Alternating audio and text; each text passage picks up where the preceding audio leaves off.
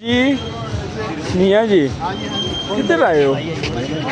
ਹਾਂ ਮੀਆਂ ਜੀ ਆ ਸਾਡਾ ਯਾਰ ਨੀ ਜਿਹੜਾ ਵਿਕਾਸ।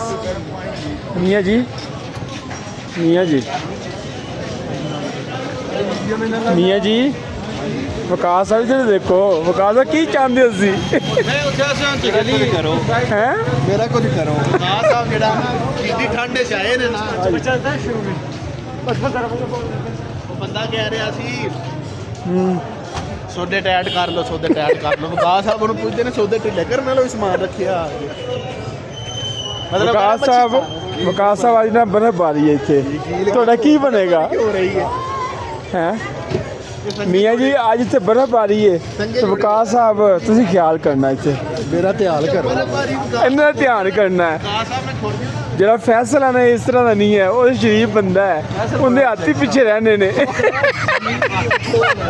ਇਹ ਨਹੀਂ